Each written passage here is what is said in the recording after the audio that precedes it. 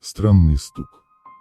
История эта произошла со мной лично. Я был тогда мелким 6-летним пацаном, рос во дворе среди своих более взрослых друзей и подруг, а также бабушек и дедушек, коих в нашем провинциальном дворике был целый взвод. Двор наш представлял из себя два двухэтажных двухподъездных сталинских дома, стоявших друг к другу буквой «Г», а также блок сараев по одному на каждую квартиру из двух домов. В результате получалась неслитная буква «П». Идиллия 90-х. Вокруг гаражи, заводы, центральная улица города, небольшой лесопарк, заброшенные гаражные кооперативы, наркоманские анклавы брежневских пятиэтажек и элитные высотки современного толка. В общем, мне и моим друзьям там было, где развернуться в поисках приключений на свою голову. Но одно место было для нас священным. Огромный тополь, стоящий в конце блока сараев, в общем-то завершающий наш двор. Тихое, уютное место. К стволу тополя издавна была приделана лавочка, а рядом болталась тарзанка, на которой при должной доле сноровки можно было рвануть прямо с рядом стоящих сараев, что вызывало массу эмоций как у деятеля, так и у наблюдателей сего трюка. В общем и целом, почти каждый вечер мы собирались там, пацаны от 14 до 16 лет и девчонки примерно такого же разброса в возрасте, и проводили там время как только могли.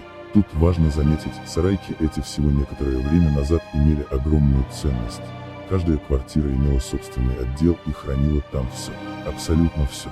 В общем-то, чтобы было понятно, это некая уменьшенная версия деревянного гаражного кооператива, только и всего. Но в наше время под конец 90-х в этих сараях только самые упорные старожилы умудрялись еще что-то активно хранить, в остальном же доверять хоть какой-то ценный хабар деревянным стенам при живых-то наркоманах и алкашах никто не собирался, и сараи так и были вечно закрытыми, храня в себе горы мебели и всяких ненужных вещей. Это легко улавливалось через щели деревянных стен и никого потому не интересовало. Ржавые амбарные замки как бы намекали всем, что там никто ничего не держит и ничего вы там ценного не найдете. И вот играли мы как-то вечером под тополем. Я точно помню эту картину. Дашка, старшая девчонка, люто крутит Гагарина, местный термин трюка на тарзанке, и мы все, еще человек 6-7, о чем-то говорим и над чем-то параллельно дико смеемся. А в этот момент внутри одного из сараев кто-то стучится, пытается выломать дверь.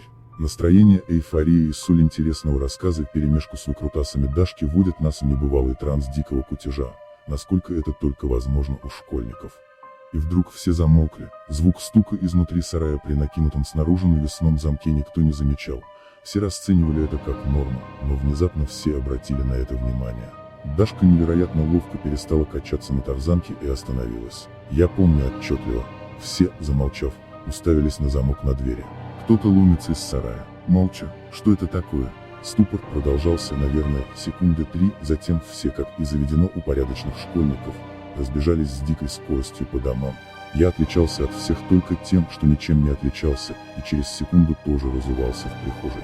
Бабушка, повстречав меня и не проморгав мой неадекват, тут же спросила, в чем дело. Получив мой сбивчивый ответ, она быстро накинула галоши и пальтишкой метнулась к соседу, живущему на нашем же этаже, дяде Сереже, мир праху его.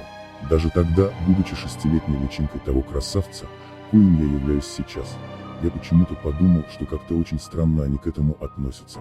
Такое ощущение, что там не алкаш какой-нибудь случайно оказался заперт, не баба, запертая мужем в результате бытовой ссоры, а агент Малдер пытается там найти ядерную бомбу. Выбежав во двор вслед за бабулей и дядей Сережей, который вообще побежал как на пожар, как был в штанах и майке, босиком, но прихватив монтировку, я немножко прифигел. Население всего нашего двора вывалило наружу, в том числе и алкашни, дети, новенькие и старенькие соседи и, конечно же, старые перечницы, которым не было числа, хотя всего в нашем дворе на 2 дома было, если не ошибаюсь, 32 квартиры. Взрослые мужики, коих на наш двор набралось всего-то 5 человек, включая дядю Сережу, ломали замок сарая, из-за двери которого раздавался стук.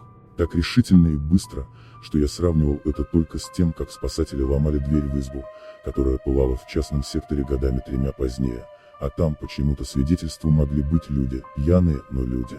Выломав дверь, мужики валились в сарай. Обычный такой сарай, куча хлама, рама от велосипеда, корзины, крышка погреба, моя позиция перпендикулярная входной двери в 10 метрах на крыше УАЗика, позволяла просматривать все внутри сарая.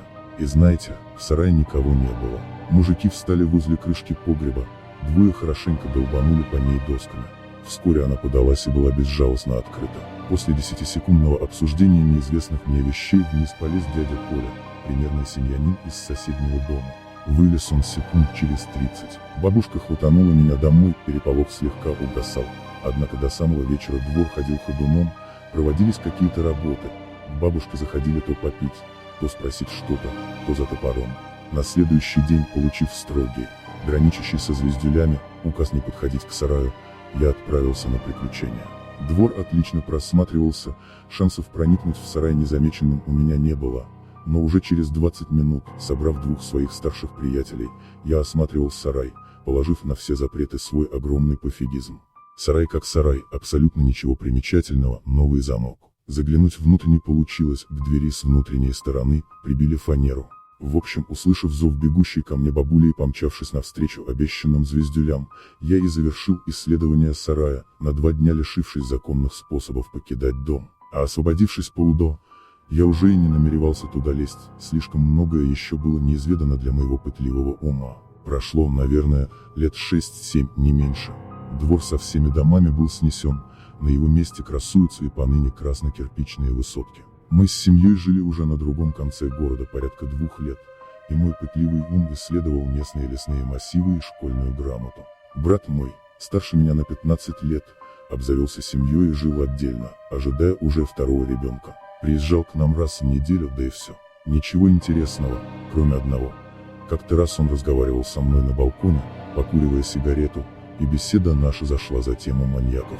Брат, отсутствовавший на момент вышеописанных событий, поведал мне интересную, как оказалось, историю.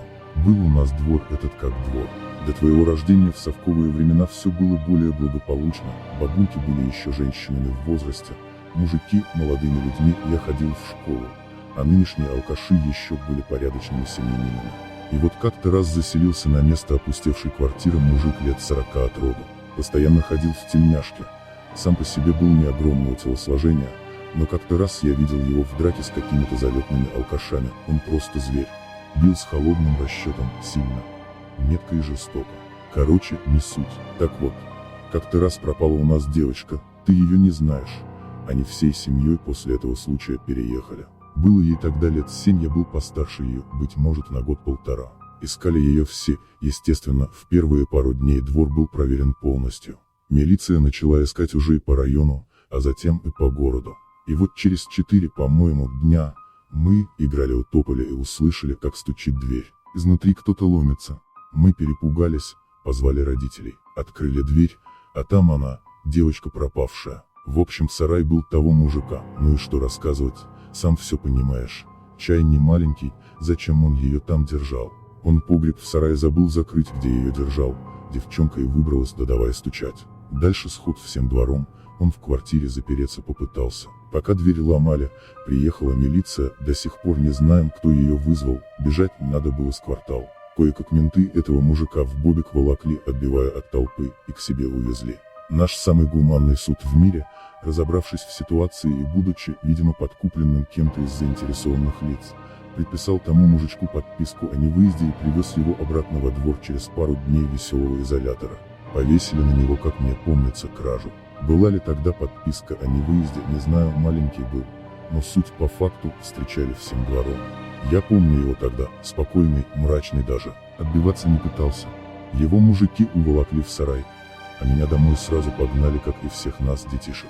Через 3 дня соседи в розыск подали, милиция приехала, увидела взломанный замок сарая, сломали, грубо говоря, за час до приезда ментов. Ну и якобы нашла в погребе труп того мужика. Все это, конечно же, фарс, все знали, где он, кто он, в том числе и менты. Все было очень хорошо разыграно, и добрый насильник не сопротивлялся. Оформили потом по бытовухе, проводили розыск убийцы, опрашивали соседей, но тоже как бы для формальности. Все это чувствовали и говорили о том, что его повесили в низком погребе, переломав ему ноги чуть ли не в открытую при милиции. Никто никого не выдал, виновных, если так можно выразиться, не нашли. Вот такие нравы в нашем дворе были, братишка, а сейчас сигарету стрельнуть, соседи не откроют. Какой уж там самосуд. Слушая эту историю, я бледнел, наверное, все сильнее и сильнее. Кто тогда стучал и почему, можно только догадываться. Я проворачивал в голове сотни вариантов, мотивы и предпосылки, а потом мне исполнилось 14 лет, и прыщи заволновали меня куда больше.